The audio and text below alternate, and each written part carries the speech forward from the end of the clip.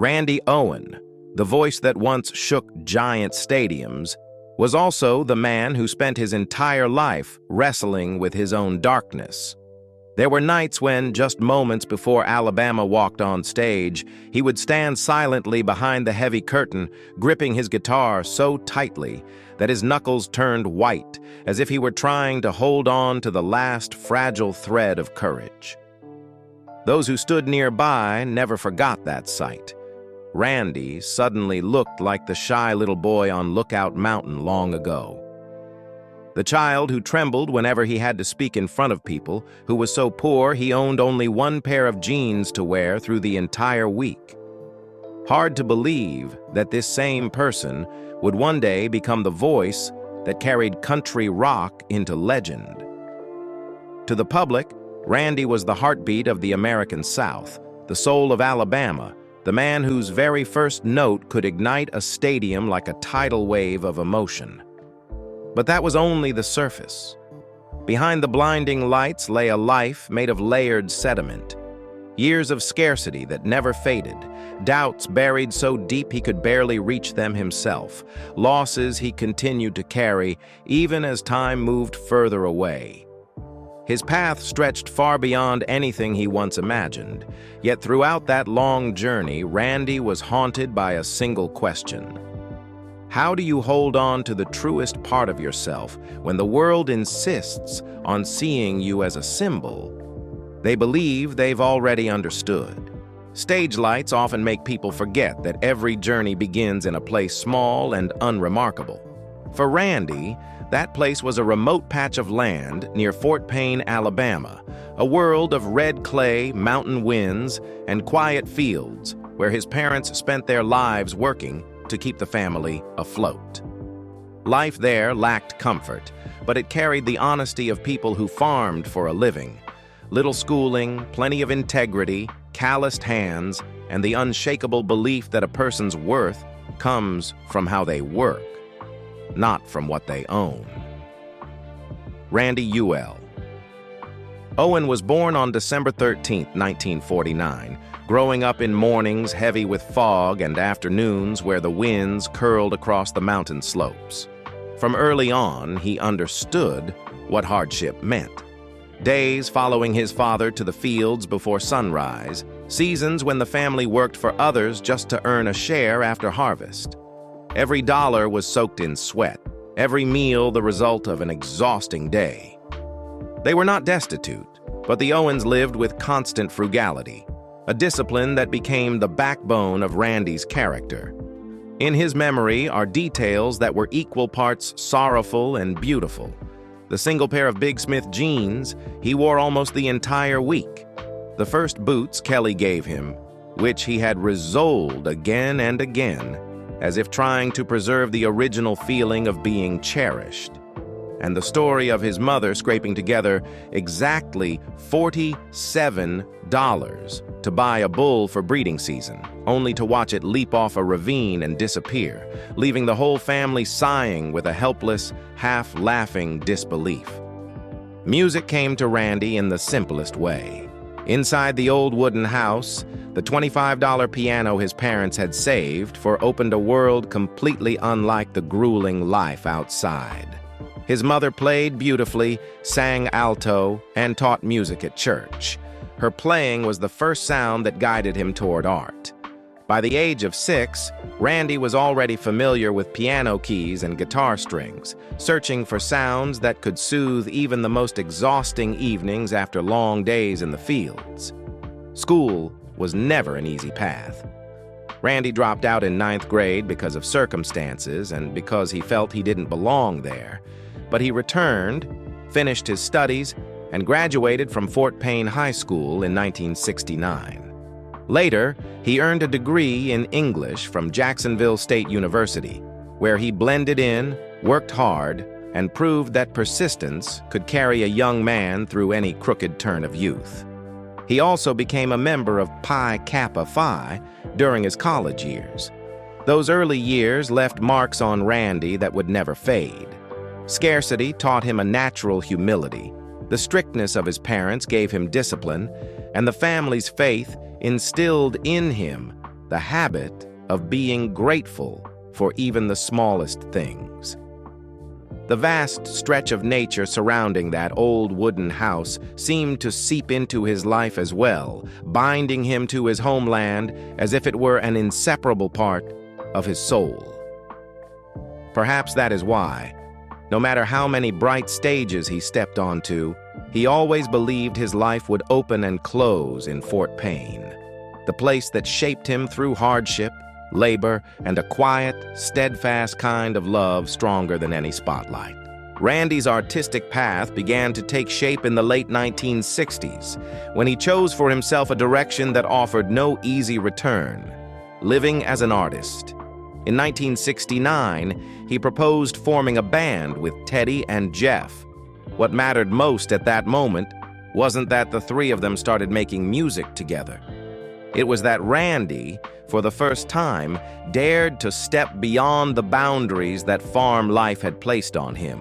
The long-held shyness, the narrow rhythm of days confined to the fields, and the vague belief that his future would forever circle the heavy work generations of his family had known. From that moment on, music was no longer a small, harmless joy. It became his first serious choice. The sweaty rehearsals in a cramped bedroom, the nights spent in a damp barn plucking at an unfinished melody again and again, the moments when the whole group had to stop just to figure out how to blend their voices, all of it was part of the quiet process through which Randy forged himself. He had no formal training, no innate confidence of a born performer. He had only one thing: endurance. The small gigs in Alabama bars became Randy's first real trial. It was the first time he stood before faces that meant nothing to him. The first time he heard the noise of a room that had no patience for shyness. And the first time he understood that stage fright does not disappear, simply because you wish it would. Some nights, his voice trembled so much he could barely form a line, and Teddy would lean over, speak so softly, yet as if hitting something deep inside him. "If you don't step up to the microphone, we'll never get anywhere." It wasn't pressure. It was like a hand placed gently on his back, light but firm enough to push him one step forward. From that moment, Randy realized that if he wanted to keep going, he had to step out from behind the guitar. The one thing he had always used to hide his unease whenever someone's eyes turned toward him. In 1973, Randy, Teddy, and Jeff moved into a small apartment in Anniston to pursue music full-time. To many, it looked like nothing more than a reckless decision made by three young men. But for Randy, it was the first time he stepped away from the familiar rhythm of farm life, the first time he treated music as the only thing he truly had. That move didn't just change their address, it changed the way Randy saw himself. He was no longer the timid mountain boy. He began learning how to take responsibility for his own choices. The following years in Myrtle Beach marked the harshest chapter of Randy's career. He sang 12-15 hours a day at the Bowery, to the point his vocal cords felt scorched. That period was like an endurance test with no finish line. There were nights he sang until his voice frayed, and days when he was so exhausted he had to lean against a wall for a few seconds before stepping on stage just to gather enough breath. But those endless performances gradually molded him from a boy who could merely sing into a true artist. Someone who could hold his voice, hold his emotion, and hold an entire stage, even when his body was worn down after a day of relentless work. What troubled Randy most wasn't the endless hours of singing. It was every moment he was forced to speak outside of music. His shyness clung to him so persistently that whenever audiences tried to chat, Randy grew so flustered that Jeff had to step in for the whole group. And when reporters appeared, he would just offer a faint smile and retreat to the back, as if his instincts always pulled him away from direct attention. Once, Randy admitted with disarming honesty, "I like singing more than talking. The moment I open my mouth in front of a crowd, I feel myself becoming that little boy again. It was precisely that silence that created a quality Randy never expected. He sang with everything he could not say, and listeners felt it. They heard a voice that wasn't embellished, wasn't boastful, wasn't trying to impress. A voice that didn't need many words, because it spoke for the deepest parts of Randy's soul. In the first 10 years of his career, Randy had no bright lights, no titles, but he had the one thing that matters most to an artist: foundation. A foundation built from sweat, from tiny failures, from stage fright, from long nights without a single clap of praise. And it was that foundation that later allowed Randy to step onto massive stages with calm, humility, and honesty still intact. By the late 1970s, after nearly a decade in smoky bars and makeshift stages, Randy still believed his life would drift forever under that dim glow. But then, something unexpected arrived, not in the form of a grand opportunity, but in a small song he wrote about home. My home's in Alabama was as simple as the breath of childhood, and it was that very simplicity that reached exactly where it needed to go. When RCA Records offered a contract in 1980, Randy froze, unsure whether to feel joy or fear. He had grown used to efforts met with silence, so the sudden shift was something he needed a long time to believe was truly his. From that moment on, his life turned. The stages grew bigger, the lights brighter, and the things he wrote, things that once felt deeply personal, unexpectedly became the voice of millions. Tennessee River was the first to carry him into that new world. Randy wrote it as if he were returning to the mornings he spent following his father to the river, when the cool mist and the wind sweeping between the mountains were still carved in his memory. Listeners heard it and immediately recognized the sincerity in every line. Unadorned, unforced, just the longing for home and the quiet confession of a man who never truly separated himself from his roots. After Tennessee River, Randy's music began opening into wider landscapes of memory. One afternoon, as the mountain wind swept across the porch and the familiar scent of red clay rose around him, he wrote mountain music, not with technique, but with images that had lived inside him since childhood. Sunburned hillsides, the cold rush of creek water, his mother's church piano echoing with the faith of their entire family. Not long after, another feeling surfaced quietly, gentler, more fragile, and took shape as Feel So Right, the song Randy himself admitted was one of the rare times he allowed his private heart to step into the light. From those early stirrings, other songs emerged like constant underground currents within him. Face to Face, Tar Top, and many later works all shared the same source, the Southern life Randy had grown up with. Simple, sometimes harsh, but honest, in a way nothing could replace. He wrote most of these songs alone, not to keep distance, but because the emotion felt complete only when he allowed it to develop according to his own instincts. Untouched, unforced, and uncorrupted.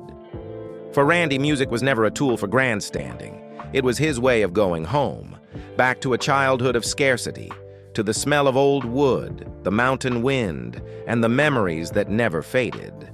Listeners sensed this immediately. They didn't see a performer on stage. They saw a man telling his life story with every bit of sincerity he possessed. And that sincerity became the heart of Randy Owen's entire career. Success arrived so quickly that Randy sometimes had to stop just to catch his breath. Hit after hit rose to the top of the charts, an achievement almost unbelievable even to those inside the industry. Multi-platinum albums appeared one after another, as if the music world had suddenly realized it had overlooked something precious for far too long. Yet amid all the triumphs, what moved Randy most wasn't the numbers. It was standing before tens of thousands of fans singing the words he had written. Words born from his mother's wooden house, his father's fields, and the river of his childhood. Randy once sat in silence for nearly an hour after hearing that an Alabama song had reached #1. It wasn't that he wasn't happy. He simply didn't know where to place such joy. It was too large, beyond anything he had prepared himself for. Even larger than the dreams a mountain boy once dared to have. To Randy, success didn't feel like victory. It felt like a wave of gratitude rising so deeply within him that he could not speak. Randy Owen quickly became one of the most distinct voices in country rock. And from that moment on, the public's attention fastened onto him. Yet even in the thunder of applause, he kept his southern quietude, writing music as though sitting on the porch of his childhood cabin, speaking with memories, red hills, and the Tennessee River that had shaped his soul. Holding on to those roots became the anchor he needed at the very moment his life suddenly expanded. As Alabama's name was called again and again on national stages, Randy stepped into a brightness he had never dared to imagine.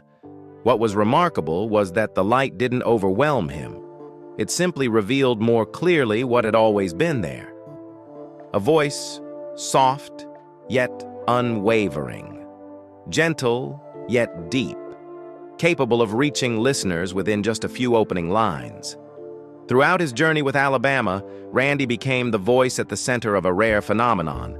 Over 80 million albums sold, 43 singles hitting #1, and a cascade of major awards from both the CMA and ACM. These achievements carried Alabama into the Country Music Hall of Fame in 2005. A milestone that confirmed the seemingly ordinary melodies they created had become a living part of country rock history. From very early on, Randy and Teddy Gentry co-founded June Jam, the fundraising music festival born in 1982 right in Fort Payne. Every summer, tens of thousands of people poured into that tiny town to hear Alabama perform and to join hands in supporting the local community. June Jam became one of the most beautiful imprints Alabama left on their hometown, a festival built on music, gratitude, and Southern fellowship. After many years of hiatus, June Jam was revived in 2023, a reminder that no matter how far they traveled, Randy and Alabama always returned to the land that raised them. Many considered Alabama's rise a miracle. To Randy, everything felt like a strong gust of wind, fast, wide, and sometimes so overwhelming that he barely had time to grasp how far he had come, from tiny, smoky bars to massive arenas filled with people.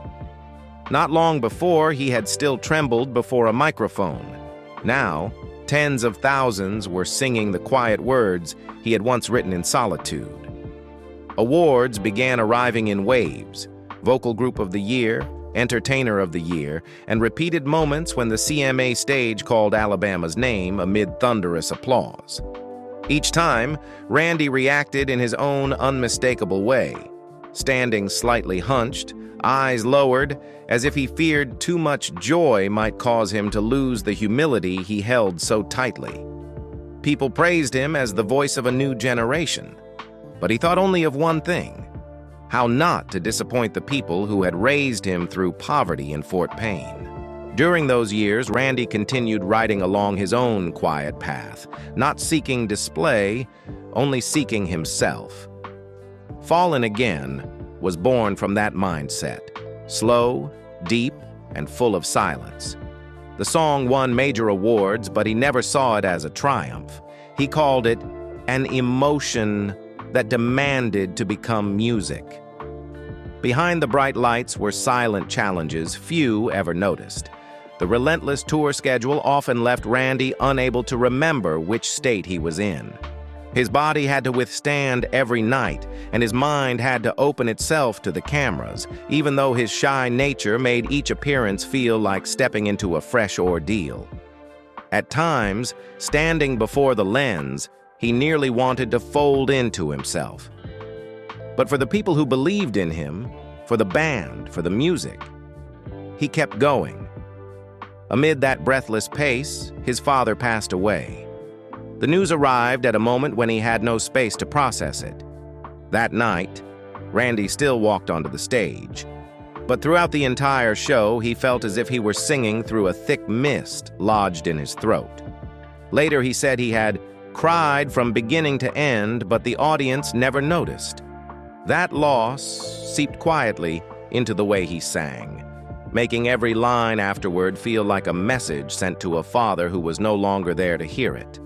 On the boundary between roaring applause and the quiet spaces only he could hear, Randy Owen's portrait came into full focus. An artist capable of writing melodies that endure across decades, yet whose soul found peace only when he returned to the land that raised him. From here, his story shifted into a new direction. The achievements kept piling up, but at the same time, silent exhaustion, unnamed loneliness, and family upheavals began slipping into his journey like small shadows on a picture once thought to be all light.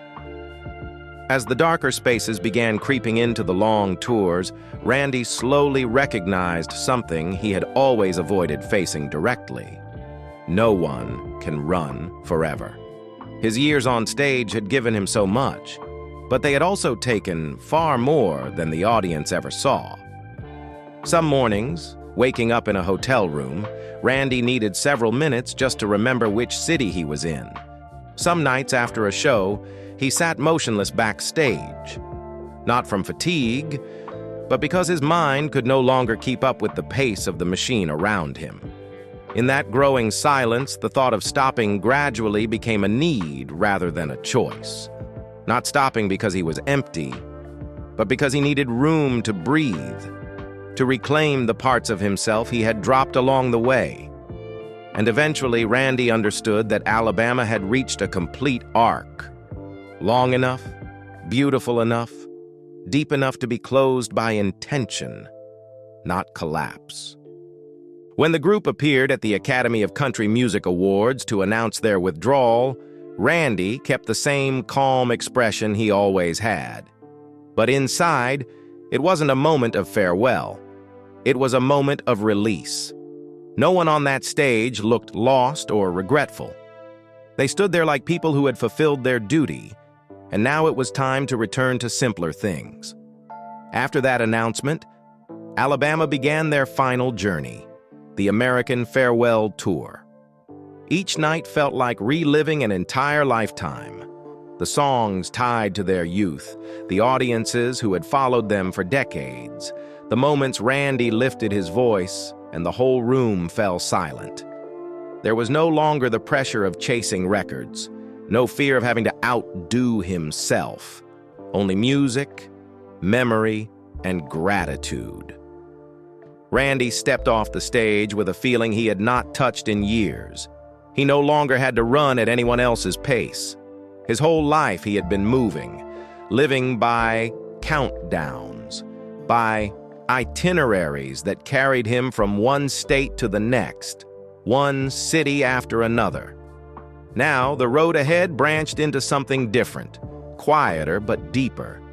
A place where he began learning to live slowly, to live for himself, instead of for the tours that once defined him.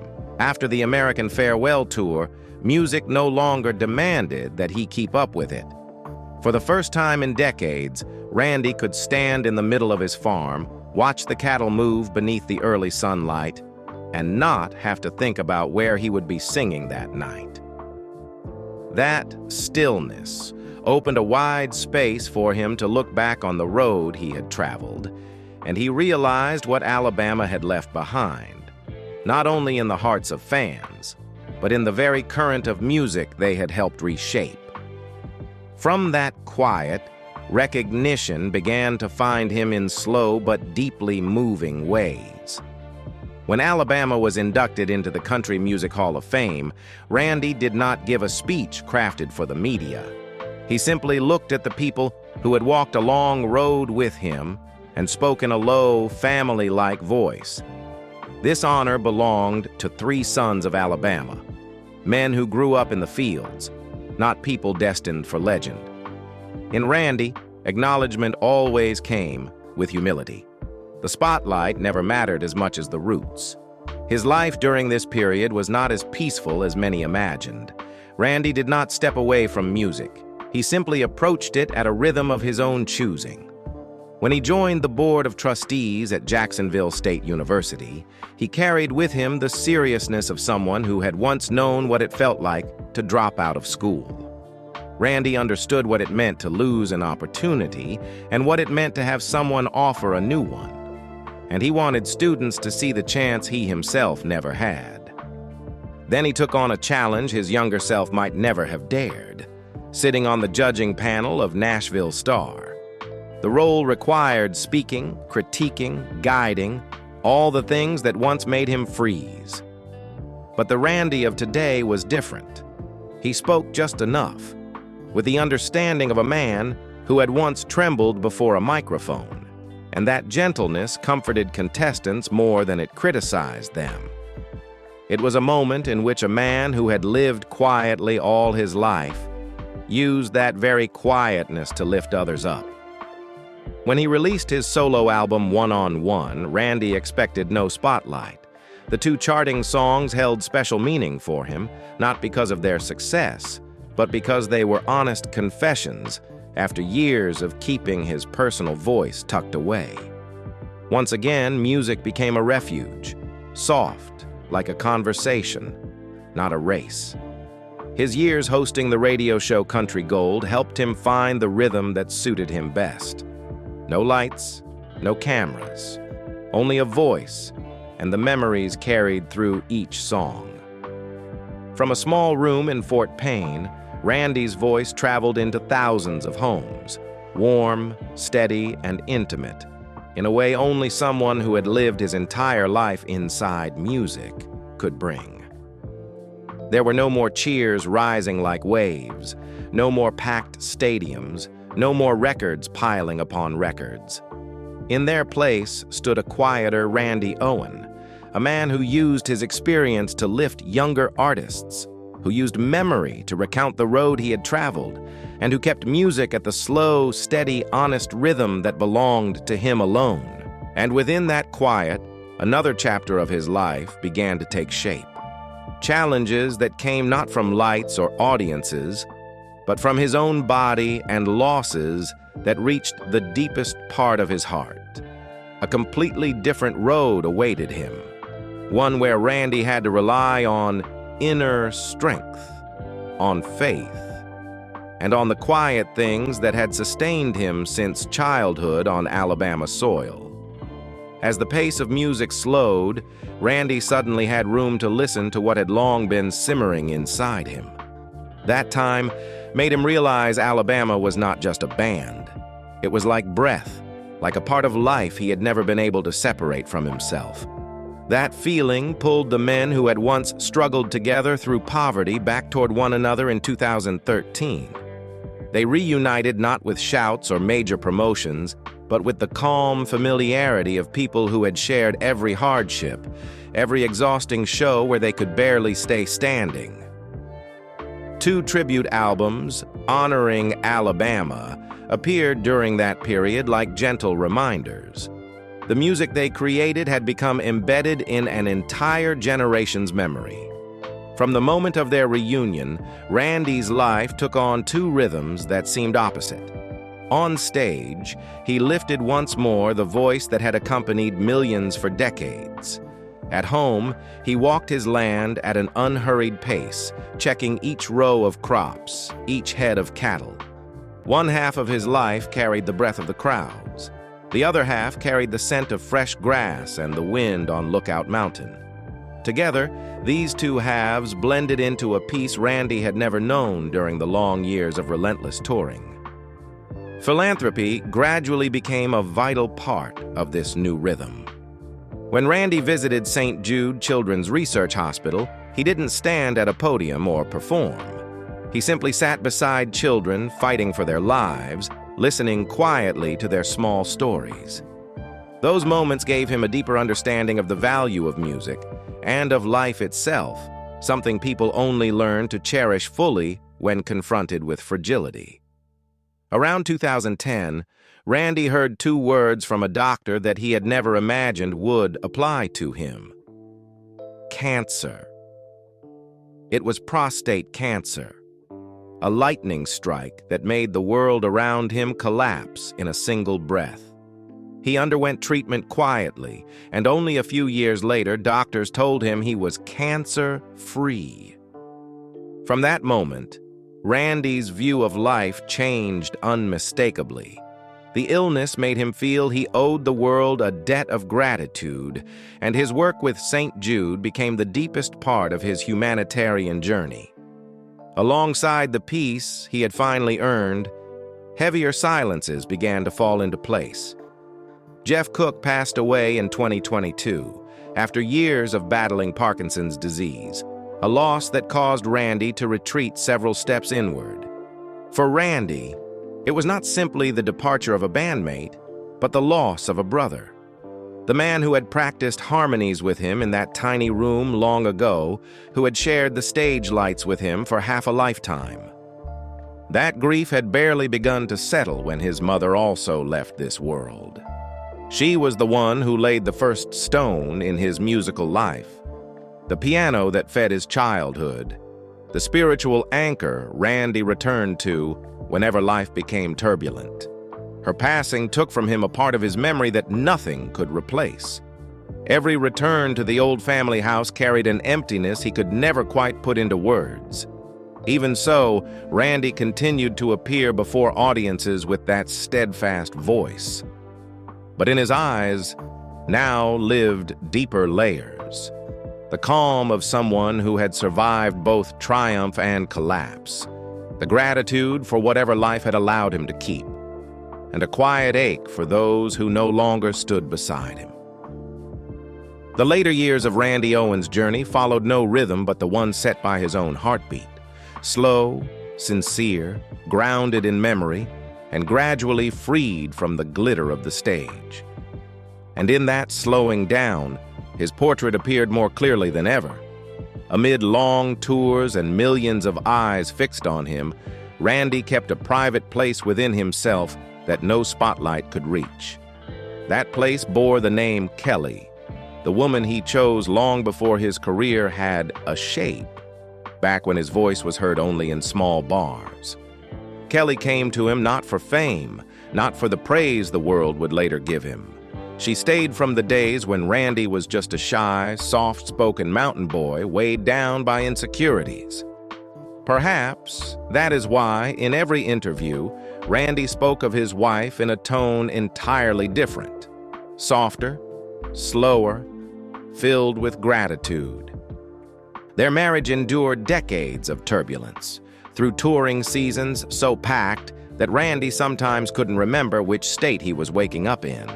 And yet, every time he returned to Fort Payne, the moment he stepped through the door, he would find Kelly waiting with that familiar, steady calm.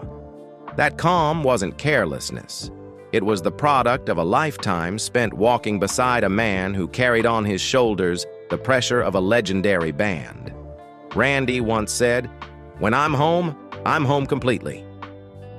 It wasn't a poetic line. It was the truth of how he treated his family, firmly separating the stage from his private life so Kelly and the children would never have to share with millions what belonged only to them. At home, he stepped out of the role of the voice of Alabama. He was simply a man who loved gardening, tending cattle, walking the farm in silence, and listening to Kelly recount the small stories of her day. Their 3 children,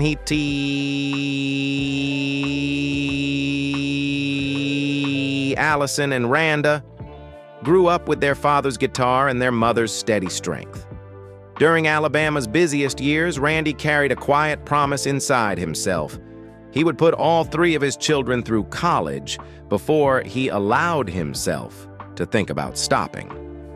The promise came from a pain he had carried since childhood, dropping out of school.